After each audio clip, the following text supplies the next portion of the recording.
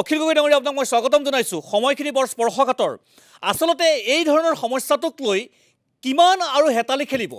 আজিৰ দিনটোত অসমৰ মুখ্যমন্ত্ৰীয়ে কৈছে বা কালিৰ দিনটোত অসমৰ মুখ্যমন্ত্ৰীয়ে কৈছে যে কিৰেণ ৰিজিজু কি দায়িত্বত আছে সেয়া ডক্টৰ হিমন্ত বিশ্ব শৰ্মাই নাজানে বা গম নাপায়। এয়া সম্ভৱ হ'ব পাৰেনে? কি ধৰণে অসমীয়া গোটেই অসমখনক আচলতে ডাম্পিং গ্ৰাউণ্ড কৰিব খোজা হৈছে আজি হাজং চাকমা, কাইলৈ আন কোনোবা।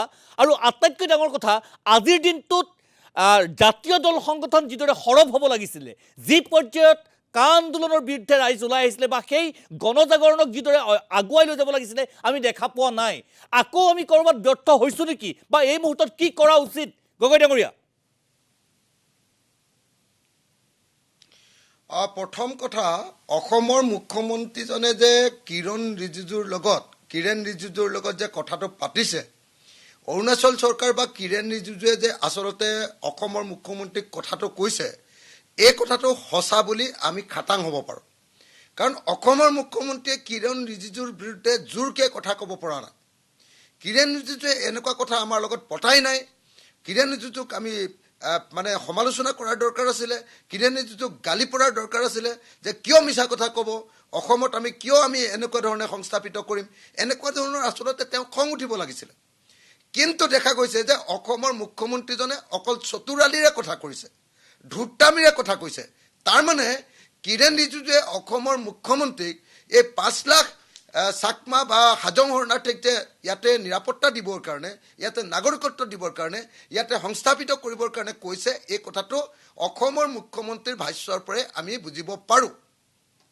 দ্বিতীয় কথা, অসমৰ মুখ্যমন্ত্ৰী অকল কিৰেণ ৰিজিজুৱে অকল তেওঁ কোৱা বুলি কোৱা নাই। তেওঁ কৈছে যে অমিত শ্বাহেও ইতিমধ্যে অসমৰ মুখ্যমন্ত্ৰীক নিৰ্দেশ দিছে যে এই 5 লাখ হাজং আৰু চাকমা শৰণাৰ্থীক তেওঁলোকে অসমত সংস্থাপিত কৰিব লাগে বুলি কেন্দ্ৰীয় চৰকাৰে নিৰ্দেশ দিয়া বুলি ইতিমধ্যে কৈছে। মুখ্যমন্ত্ৰীয়ে সেই কথাটো তেওঁ জোৰকৈ ক'ব পৰা নাই। সেইটো যে নহয় আৰু কোনো পদ্ধতিতে অসমত সংস্থাপিত নকৰে, সেই কথাটো অসমৰ মুখ্যমন্ত্ৰীয়ে এতিয়া দৃঢ়তাৰে ক'ব পৰা নাই। গতিকে এইটোৰ পৰা প্ৰমাণিত হয় যে অসমৰ মুখ্যমন্ত্ৰীক আচলতে কেন্দ্ৰীয় চৰকাৰে নিৰ্দেশ দিয়াটো হয়, অসমৰ মুখ্যমন্ত্ৰী কিৰেণ ৰিজিজুৱে কোৱাটো হয়, আৰু অসমৰ মুখ্যমন্ত্ৰীয়ে নিশ্চয় এই কথাটো ভাবি চাম, বিবেচনা কৰিম বা চেষ্টা কৰিম এই বুলি কোৱাটো নিশ্চয় হয়। আৰু এতিয়া অসমৰ মানুহে প্ৰতিবাদ কৰাৰ কাৰণেহে, অসমৰ মানুহে মাত পতাৰ কাৰণেহে অসমৰ মুখ্যমন্ত্ৰীয়ে কুহুমীয়া স্থিতি লোৱাটো আমি দেখিবলৈ পাইছোঁ। গতিকে প্ৰথম কথা যে অসমৰ মুখ্যমন্ত্ৰীৰ হাতত আমাৰ জীৱনৰ যে নিৰাপত্তা নাই, আমাৰ যে ৰাজনৈতিক নিৰাপত্তা নাই, এই কথাটো অত্যন্ত একদম পোনপটীয়াকৈ আমি প্ৰতিপন্ন হৈ গৈছে। এই কথাটো স্পষ্ট যে হিমন্ত বিশ্ব শৰ্মা নামৰ এই যিজন মানুহ আছে, যিজন মানুহৰ ৰাজহাৰ নাই, অমিত শ্বাহ আহিলে আমি দেখোঁ যে একদম কেঁচুটোৰ নিচিনাকৈ এনেকৈ হালি দিয়ে। এই ৰাজহাৰ নোহোৱা মানুহজনৰ ওচৰত যে সঁচাকৈ অসমীয়া মানুহ ৰাজনৈতিকভাৱে নিৰাপদ নহয়, এওঁ যে কাম আনি লয়, এওঁ যে কাৰ জৰিয়তে 15 লাখৰ পৰা 20 লাখ বিদেশী নাগৰিকক নাগৰিকত্ব দিয়াৰ পক্ষটোত তেওঁলোকে কথা কয়, তেওঁ যে কেন্দ্ৰীয় চৰকাৰৰ ওচৰত যে তেওঁ তেল মাৰি অসমত এনেকৈ নাগৰিকত্ব দিবলৈ চেষ্টা কৰে, সেইটো এবাৰ প্ৰতিপন্ন হোৱাৰ পাছত আকৌ এবাৰ প্ৰতিপন্ন হ'ল যে তেওঁ আকৌ অৰুণাচলৰ পৰা মানুহ ল'বৰ কাৰণে সন্মতি প্ৰকাশ কৰিছে। গতিকে এইটো অত্যন্ত গৰিহণাযোগ্য আৰু এই কথাটোক লৈ ব্যাপক প্ৰতিবাদ আমাৰ মাজত হ'বই লাগিব। 1 নম্বৰ। 2 নম্বৰ, অসমৰ মুখ্যমন্ত্ৰীয়ে সদায় এনেকুৱা কথা উলিয়ালে তেওঁ সদায় এডাল ৰছী টানি দিয়ে, এইডোখৰত যে আঁচডাল আছে তাৰ তলত আৰু দীঘল আঁচডাল টানিবলৈ চেষ্টা কৰে। এইবাৰ যেতিয়া চাকমা আৰু হাজঙৰ কথা ওলালে তেওঁ কৈ দিলে যে অৰুণাচল প্ৰদেশত থকা মৰাণ মানুহবিলাকক, অকল মৰাণ মানুহৰ নাম ক'ব পাৰিছে তেওঁ, বাকী মানুহবিলাকৰ নামেই তেওঁ নাজানে। তাত মৰাণ মানুহ আছে, আহোম মানুহ আছে, আদিবাসী মানুহ আছে আৰু দেউৰী মানুহ আছে। আপোনালোকে সকলোৱে জানে যে এই মানুহবিলাকে 1947 চনত অৰুণাচল প্ৰদেশ গঠন কৰাৰ আগৰ পৰা তাত থাকে। গুৱাহাটী হাইকোৰ্টে ইতিমধ্যে অসমৰ সেই মৰাণ মানুহবিলাকক অৰুণাচলত থকা, অসমৰ আহোম মানুহবিলাকক অৰুণাচলত থকা, অসমৰ আদিবাসী মানুহবিলাকক অৰুণাচলত থকা, দেউৰী মানুহবিলাকক অৰুণাচলত থকা সেই মানুহবিলাকক নাগৰিকত্ব দিব লাগে, PRC দিব লাগে বুলি ইতিমধ্যে নিৰ্দেশ দিছে। গুৱাহাটী হাইকোৰ্টে নিৰ্দেশ দিছে আৰু সেইমতে অৰুণাচল চৰকাৰে দিবলৈও লৈছিলে। কিন্তু নিচি ষ্টুডেণ্ট ইউনিয়নে হুলস্থুল লগোৱাৰ কাৰণে, তাৰ লোকেল MLA জনৰ ঘৰ জ্বলাই দিয়াৰ কাৰণে আপোনালোকে সকলোৱে জানে যে তাৰ পৰৱৰ্তী সময়ত সেই মানুহবিলাকক নাগৰিকত্ব নিদিলে। এতিয়া মুখ্যমন্ত্ৰীয়ে কৈছে যে সেই মানুহবিলাকক অসমত নাগৰিকত্ব দিম। এতিয়া প্ৰথম কথাটো হ'ল যে অৰুণাচল প্ৰদেশত থকা সেই মৰাণ মানুহবিলাক সেইটো অৰুণাচল প্ৰদেশ জন্ম হোৱাৰ আগৰ পৰা থকা মানুহ, আহোম মানুহবিলাক অৰুণাচল প্ৰদেশ জন্ম হোৱাৰ আগৰ পৰা থকা মানুহ, আদিবাসী মানুহবিলাক অৰুণাচল প্ৰদেশ জন্ম হোৱাৰ আগৰ পৰা থকা মানুহ, আৰু তেখেতসকলক অৰুণাচল প্ৰদেশতে নাগৰিকত্ব প্ৰদান কৰিব লাগিব আৰু ৰাজনৈতিক অধিকাৰ প্ৰদান কৰিব লাগিব। অসমৰ মুখ্যমন্ত্ৰীৰ কামটো হ'ব লাগিছিলে সেইটো। তেখেতে প্ৰথম কথা ক'ব লাগিছিলে যে হাজং বা চাকমাৰ কথা যেতিয়া কৈছে তেতিয়া তেখেতৰ প্ৰথম কথাটো হ'ব লাগিছিলে যে অৰুণাচল প্ৰদেশত অসমীয়া যিখিনি আছে সেইখিনিকে তোমালোকে PRC দিয়া নাই, ক'ত হাজঙৰ কথা ক'বলৈ আহিছা, এইবুলি তেওঁ উল্টি ধৰিব লাগিছিলে। কিন্তু সেইটো উল্টি ধৰিব নোৱাৰি আজি অসমৰ ক্ষেত্ৰত তেওঁ অসমত নাগৰিকত্ব দিবৰ কাৰণে বিদেশীক নাগৰিকত্ব দিবৰ কাৰণে তেওঁ মান্তি ল'ব।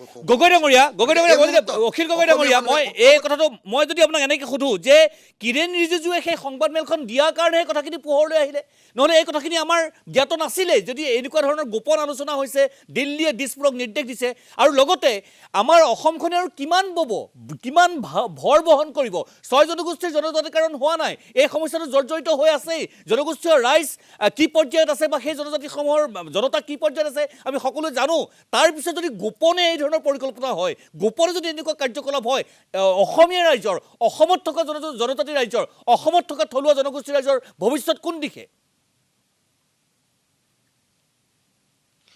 আপুনি চাওক যে মোদীৰ গেৰাণ্টিটো আছিলে কি অসমৰ প্ৰতি, মোদীৰ 1 নম্বৰ গেৰাণ্টিটো আছিলে যে 16 মে'ৰ পৰা অসমৰ পৰা সকলো বিদেশীয়ে তালিটো পালালৈ বান্ধি পলাব লাগিব। মোদীক অসমৰ মানুহে ভোট দিছিলে 2014 চনত এইকাৰণেই যে তেওঁ বিদেশী খেদিম বুলি কৈছিলে। বিদেশী খেদিম বুলি কোৱা মোদীয়ে এতিয়া কি কৰিলে যে অসমত কা নামৰ আইনখন জাপি দি অসমত 15ৰ পৰা 20 লাখ বিদেশী বাংলাদেশী হিন্দু নাগৰিক বাংলাদেশৰ পৰা যিখিনি বিদেশী সেই মানুহখিনিক গ্ৰহণ কৰিম বুলি ক'লে 1 নম্বৰ কথা। আৰু বাংলাদেশত থকা 1,70 লাখ বাংলাদেশী মানুহৰ কাৰণে অসমৰ দুৱাৰখন তেওঁলোকে খুলি ৰাখিলে। এইটো প্ৰথম ডাঙৰ অপৰাধ কৰিলে।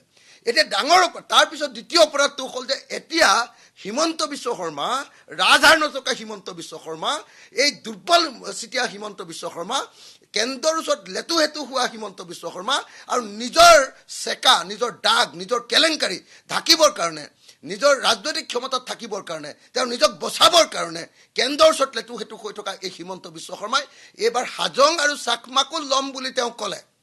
হাজং আৰু চাকমাকো তেওঁ অসমত সংস্থাপিত কৰিম বুলি ক'লে। এতিয়াতো আমাৰ সন্দেহ হৈছে যে অসমৰ মুখ্যমন্ত্ৰীয়ে নিশ্চয় ক'ৰবাত এনেকুৱা আমাৰ সীমান্ত অঞ্চলত ক'ৰবাত নিশ্চয় এতিয়া তেওঁ মাটি মনে মনে বিচাৰি আছে, নিশ্চয় তেওঁ মাটি মনে মনে বিচাৰি আছে, নিশ্চয় এই মানুহবিলাকক সংস্থাপিত কৰিবৰ কাৰণে বুদ্ধি উলিয়াই আছে। আৰু সংস্থাপিত কৰাৰ পাছত তেওঁ ক'ব কি এইবিলাক অৰুণাচলৰ মাটি বুলি তেওঁ ক'ব। এই যে সীমা সমস্যাক লৈ যে আলোচনা হৈ আছে, অসমৰ মাটিবিলাক যে অৰুণাচলক দি দিবলৈ লৈছে, তাৰ বিৰুদ্ধে যে আমি 92বাৰকে ধৰি সকলোতে যে প্ৰতিবাদ কৰি আছোঁ, এতিয়া হয়তো অৰুণাচলৰ সীমান্তত থকা অসমৰ মাটি, লাখ লাখ বিঘা মাটি অসমীয়া মানুহৰ পৰা কাঢ়ি লৈ হাজং বা অন্য এই চাকমা জনগোষ্ঠীবিলাকক দিবৰ কাৰণে হয়তো অসমৰ মুখ্যমন্ত্ৰীয়ে ষড়যন্ত্ৰ কৰি আছে। আৰু অমিত শ্বাহে ক'লেতো এওঁতো সকলো কাম কৰি দিব। অসমীয়াত এটা যিটো কথা আছে যে যি খাবলৈ ক'লেও খাই দিয়া বুলি কয় যে, মই বেয়া শব্দটো নকওঁ আকৌ। গতিকে অমিত শ্বাহে সেই যদি কৈ দিয়ে, গতিকে এওঁ যিহেতু কেলেংকাৰী থকা মানুহ, সাৰদা কেলেংকাৰী, লুই বাৰ্জাৰ কেলেংকাৰী, যিমানবিলাক কেলেংকাৰী আছে, উত্তৰ কাছাৰ 1000 কোটি টকাৰ কেলেংকাৰীত অভিযুক্ত, APSC কেলেংকাৰীত অভিযুক্ত, কংগ্ৰেছৰ মানুহ হত্যা কৰাৰ গোচৰত অভিযুক্ত, আগতে আলফাৰ নামত পইচা তোলাৰ নামত অভিযুক্ত, এই গোটেই কেলেংকাৰীবিলাক ওলাই যাব বুলি ভাবি তেওঁ সদায় দিল্লীৰ ওচৰত তন্ত্ৰজানু হৈ থাকিব খোজে। আৰু সেইকাৰণে তেওঁ হয়তো এনেকৈ চাকমা আৰু হাজঙক যেতিয়া গৃহমন্ত্ৰীয়ে ল'বলৈ কৈছে তেতিয়া নিশ্চয় তেওঁ সন্মতি প্ৰদান কৰি আহিছে। নহ'লে কেতিয়াও কিৰেণ ৰিজিজুৰ নিচিনা এজন মানুহে, এজন কেন্দ্ৰীয় মন্ত্ৰীয়ে কেতিয়াও এনেকৈ অপেনলি ক'ব নোৱাৰে। এতিয়া মুখ্যমন্ত্ৰী ইয়াৰ পৰা লুটি বাগৰ মাৰিবৰ কাৰণে অৰুণাচলৰ নিৰ্বাচনৰ কাৰণেহে কৈছে বুলি ক'ব খুজিছে। কিন্তু যদি অৰুণাচলৰ নিৰ্বাচনৰ কাৰণে কিৰেণ ৰিজিজুৱে এই কথা ক'ব পাৰে, অসমৰ নিৰ্বাচনৰ কাৰণে অসমৰ মুখ্যমন্ত্ৰীয়ে অসমত কাহ নলওঁ বুলি কিয় ক'ব নোৱাৰে? অসমৰ মুখ্যমন্ত্ৰীয়ে কিয় ক'ব নোৱাৰে অসমৰ নিৰ্বাচনৰ কাৰণে যে অৰুণাচলত থকা আমাৰ মৰাণ মানুহবিলাক, আমাৰ আহোম মানুহবিলাক, আমাৰ আদিবাসী মানুহবিলাক, আমাৰ দেউৰী মানুহবিলাকক, সেই মানুহবিলাকক অৰুণাচলত নাগৰিকত্ব দিবই লাগিব, তেওঁলোকক ৰাজনৈতিক অধিকাৰ দিবই লাগিব, আৰু অৰুণাচলত তেওঁলোকে চাকৰি বাকৰি পাবই লাগিব। এই কথাটো কিয় নিশ্চয়তা প্ৰদান কৰিব নোৱাৰে? অৰুণাচল কিমান এখন সৰু ৰাজ্য, কিমান এখন দুৰ্বল ৰাজ্য।